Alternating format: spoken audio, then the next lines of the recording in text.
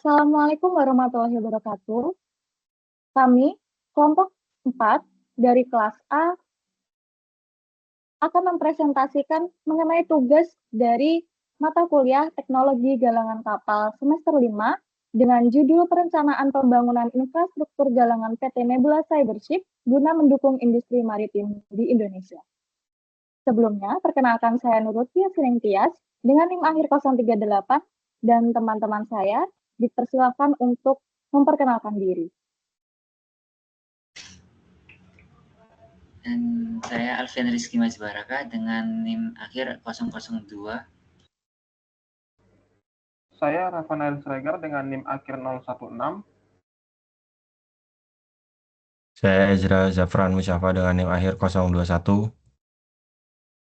Saya Muhammad Rifki dengan NIM akhir 023. Saya Fadil Alamsyah dengan NIM akhir 035.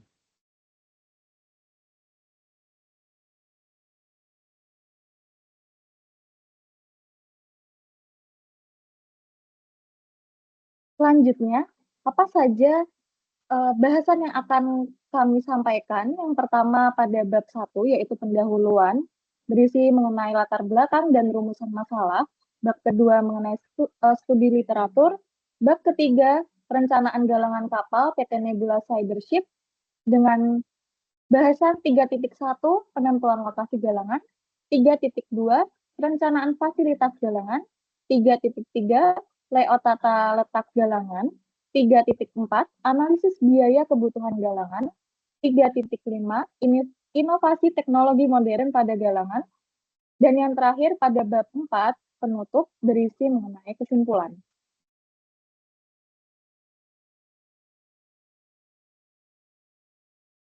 Masuk pada bahasan yang pertama, yaitu mengenai logo perusahaan atau PT dari PT Nebula Cybership. Kepada Saudara Ezra Zafran dipersilakan. Baik, sebelumnya saya akan menjelaskan mengenai logo perusahaan di PT Nebula Cybership ini. Nebula yang mana dapat diartikan sebagai luas, yaitu membentuk masa depan maritim yang tak terbatas. Kemudian ada Cybership. Cybership ini dapat diartikan sebagai teknologi untuk dunia maritim. Oke, selanjutnya saya akan membahas mengenai pendahuluan, yaitu latar belakang. Keberadaan galangan kapal yang memadai dan berteknologi modern merupakan komponen penting dalam mendukung industri maritim. Keberadaan suatu kapal baik saat dibangun maupun proses perbaikan selalu berkaitan dengan galangan kapal sebagai bagian utama dari industri maritim. PT Nebula Cybership ini sebagai perusahaan yang bergerak di bidang teknologi maritim memegang peranan penting dalam pembangunan infrastruktur galangan kapal yang berfokus pada pembangunan dan reparasi kapal tunda guna mendukung pengembangan industri maritim di Indonesia. Kemudian ada rumusan masalah pada laporan kami, yaitu yang pertama mengenai riset teknis pembangunan kapal, kemudian bagaimana tata letak perencanaan sebuah galangan, kemudian ada tantangan terkini dalam pembangunan galangan kapal, dan yang terakhir yaitu apa saja material terkait produksi dan reparasi kapal serta peralatan yang diperlukan. Kemudian pada bab 2 yaitu ada studi literatur mengenai galangan kapal. Galangan kapal merupakan tempat atau bangunan di tepi laut atau sungai yang digunakan untuk membangun, memperbaiki atau merawat kapal. Untuk membangun dan memperbaiki kapal diperlukan perencanaan tata letak galangan kapal. Galangan kapal dilengkapi dengan fasilitas pendukung seperti building berth atau building dock, slipway, graving dock, bengkel-bengkel produksi, kren, dan peralatan angkut-angkut lainnya. Galangan kapal dapat diklasifikasikan berdasarkan aktivitas produksinya, yaitu galangan kapal untuk pembangunan kapal baru atau new building shipyard, galangan kapal untuk reparasi, repair shipyard, dan galangan kapal yang melakukan kedua aktivitas tersebut atau disebut dengan combination shipyard. Kemudian untuk studi literatur selanjutnya bisa dilanjutkan oleh teman saya.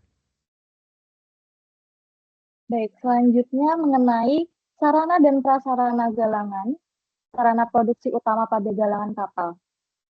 Sarana dan prasarana galangan kapal merupakan komponen vital yang menunjang seluruh aktivitas produksi dalam industri perkapalan. Sarana utama galangan kapal menurut menurut Korkonik pada tahun 1968 terdiri dari beberapa komponen penting seperti building dock atau building berth untuk pembangunan kapal baru, floating dock atau graving dock untuk reparasi kapal, crane, dan peralatan angkap untuk material handling, serta berbagai bengkel produksi seperti bengkel fabrikasi, assembly, dan outfitting. Nah, pada sarana produksi utama pada galangan kapal, itu mencakup berbagai fasilitas yang diperlukan untuk membangun dan memperbaiki kapal. Antara lain ada building berth. Yang pertama ada building berth, merupakan area di mana kapal dirakit. Building berth ini harus dirancang agar dapat menampung berbagai ukuran kapal dan dilengkapi dengan fasilitas untuk akses mudah bagi pekerja dan peralatan lainnya. Lalu yang kedua ada slipway. Fasilitas ini digunakan untuk meluncurkan kapal ke laut setelah selesai dibangun. Dan yang ketiga ada bengkel fabrikasi serta perbaikannya. Bengkel ini menyediakan fasilitas untuk melakukan pekerjaan pengelasan, permesinan, dan perakitan komponen kapal. Ketersediaan alat dan mesin yang modern di bengkel itu sangat penting untuk memastikan kualitas pekerjaan dan efisiensi produksi.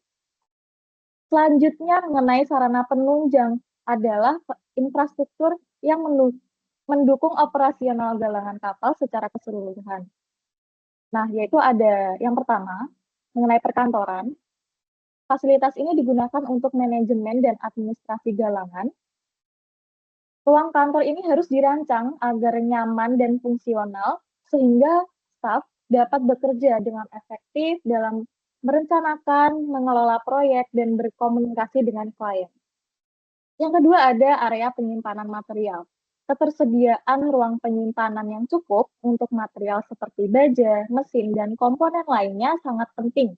Area penyimpanan ini harus dikelola dengan baik untuk meminimalkan waktu pencarian material dan mengurangi kemungkinan kerugian atau kerusakan. Lalu yang ketiga ada alat berat. Penggunaan alat berat seperti crane, forklift, dan truk pengangkut sangat penting dalam proses pembangunan kapal. Alat-alat ini harus tersedia dalam jumlah yang cukup dan dalam kondisi yang baik untuk memastikan kelancaran operasional. Selanjutnya,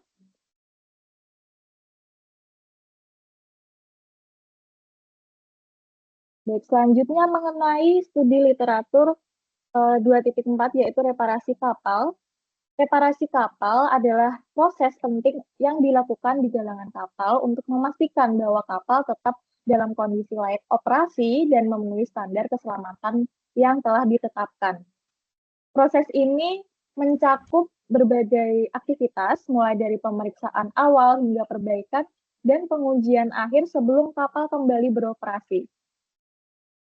Perbaikannya dan pengujian akhir sebelum kapal kembali beroperasi ini reparasi kapal itu tidak hanya mencakup perbaikan struktural, tetapi juga melibatkan perawatan sistem mesin, sistem listrik, dan peralatan navigasi.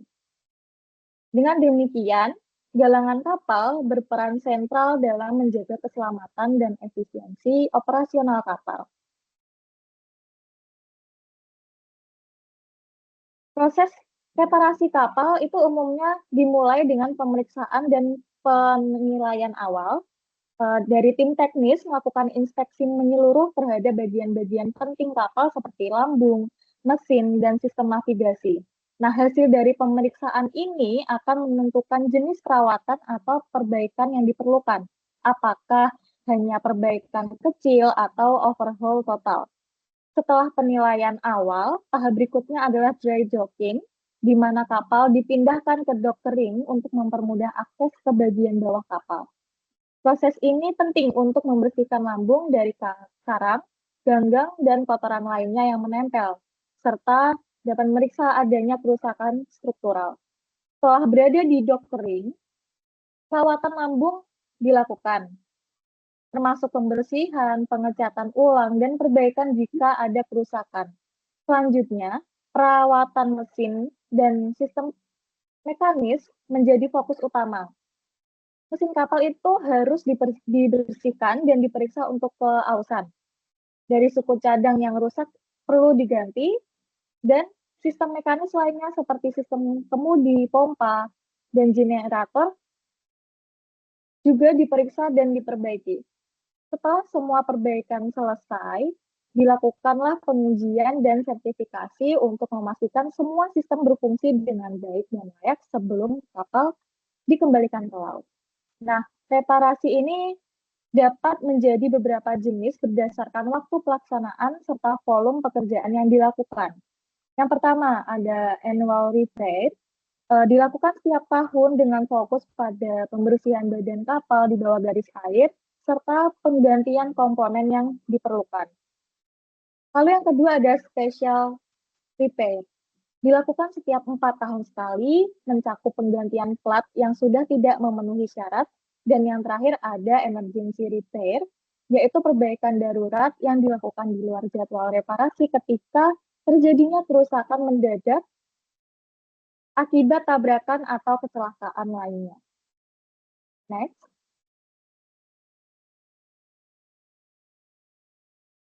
Masih pada bab 2, yaitu studi literatur mengenai perencanaan tata letak galangan akan dipresentasikan dan dijelaskan oleh Saudara Fadil Alam. Dipersilakan. Baik, mungkin bisa untuk di next ke slide selanjutnya.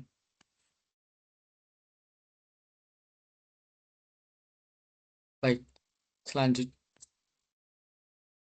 selanjutnya masuk ke bab 3, di mana isinya adalah perencanaan galangan kapal PT Nebula Ship.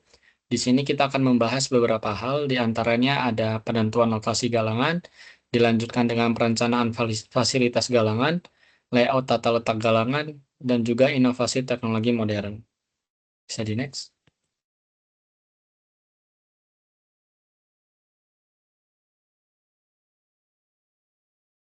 Yang pertama adalah penentuan lokasi galangan.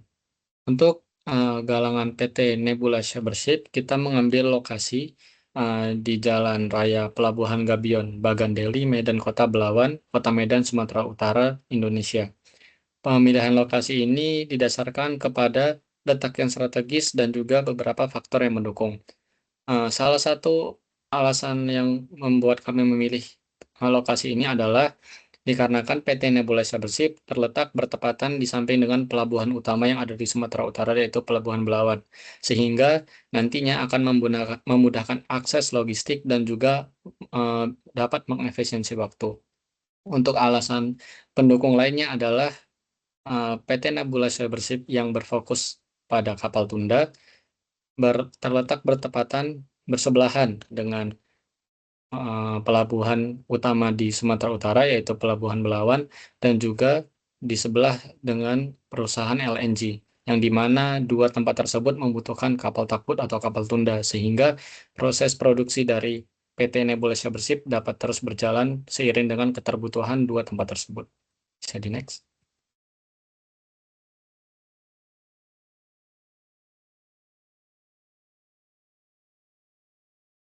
Selanjutnya adalah perencanaan fasilitas galangan.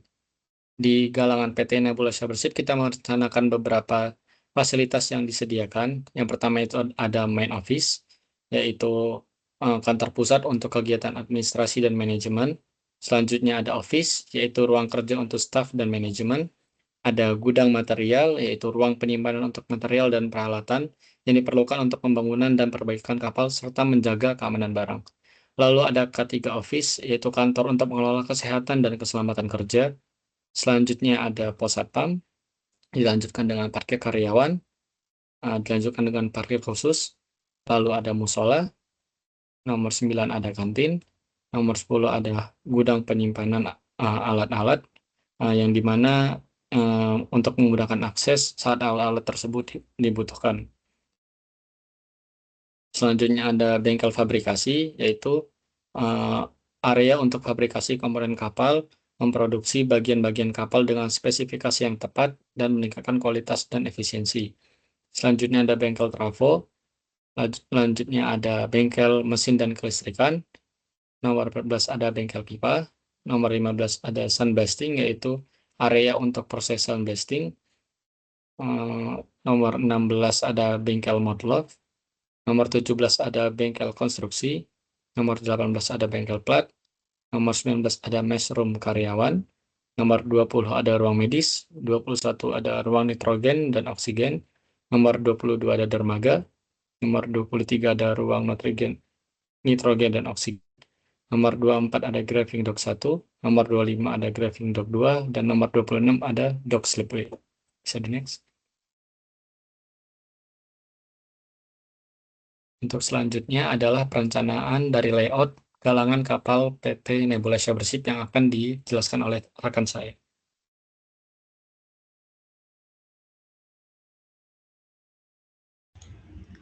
Dan saya Alvin Rizky Baraka mau menjelaskan tentang tata letak layout galangan PT Nebula Shipyard kami. Nah, di letak galangan kami itu ada di Medan Belawan, kota Medan, Sumatera Utara, dengan luas tanahnya itu 2 hektar, 2,6 hektar, dengan di dalam galangannya sendiri itu ada fasilitas bagian dock. Ada 2 dock di situ, ada dock graving dock dengan 2, terus lalu ada dock slipway. Nah, di dock graving dock itu biasanya buat reparasi kapal takbut. Lalu yang di slipway itu buat pembangunan kapal baru. Nah, di situ ada dermaga yang fungsinya itu nanti ada kapal takbut yang bersandar dan maupun bisa dibuat reparasi tanpa masuk ke dalam dock kering.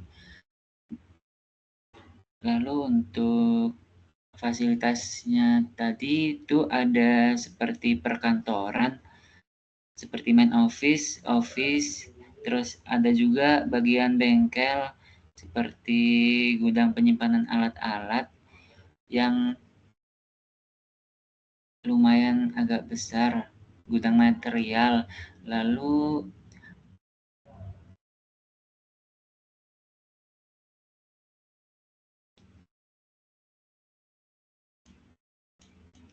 mungkin itu saja dari saya. Boleh dilanjut.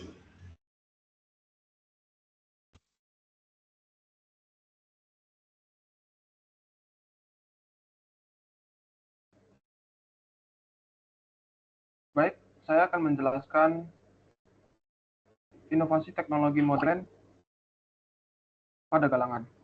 Terdapat 4 gambar, yaitu gambar pertama robot welding dan painting. Penggunaan robot untuk pekerjaan pengelasan dan pengecatan memungkinkan proses lebih cepat dan akurat, serta mengurangi resiko keselamatan pekerja. Teknologi robotika mampu menjangkau area yang sulit diakses dan menjaga kualitas serta konsistensi hasil produksi. Yang gambar kedua, pemotongan laser. Teknologi ini memungkinkan pemotongan plat baja dengan presisi tinggi dan lebih cepat dibandingkan metode pemotongan tradisional. Kemudian gambar ketiga yaitu waterjet cutting. Teknologi pemotongan dengan aliran air bertekanan tinggi memungkinkan pemotongan material yang lebih tebal dan padat dengan hasil yang lebih bersih serta tanpa menghasilkan panas berlebih. Hal ini cocok untuk pekerjaan yang memerlukan presisi tinggi. Dan yang terakhir gambar keempat yaitu pemantauan kondisi kapal secara real time.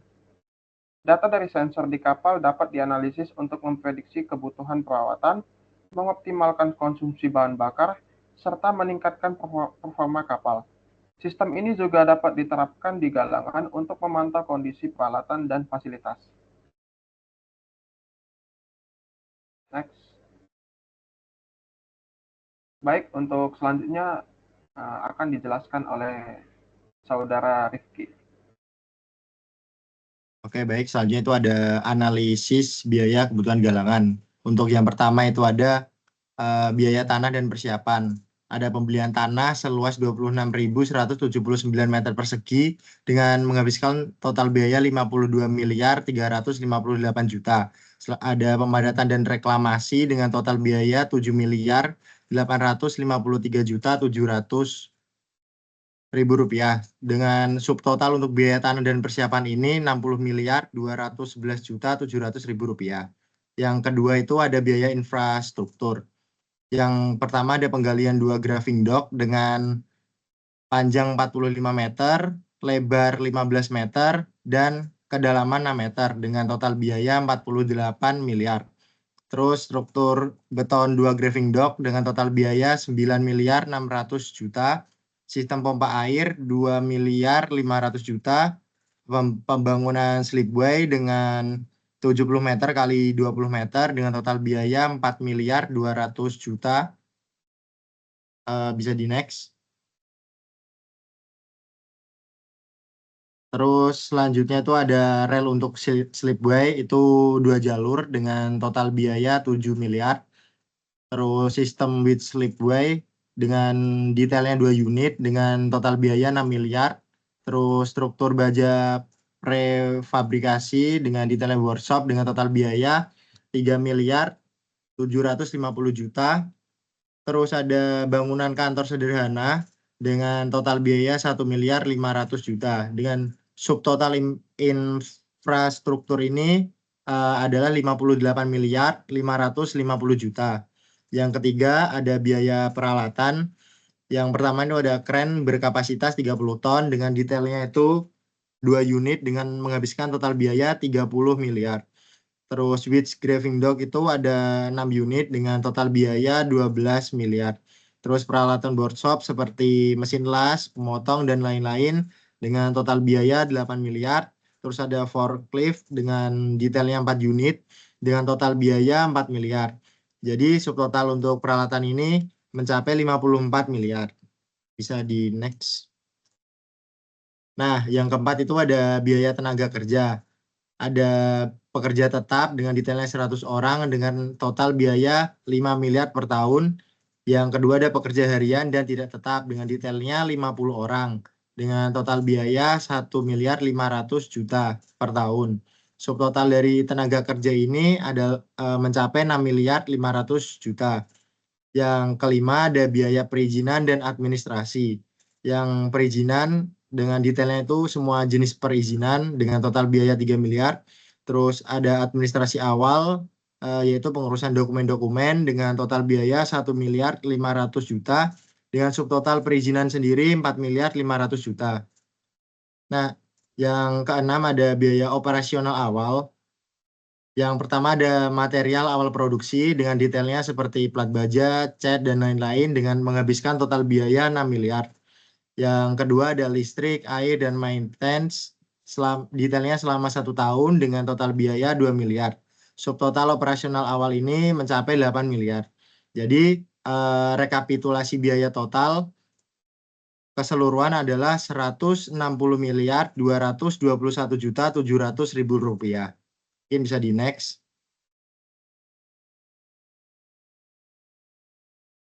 Yang selanjutnya ada penutup.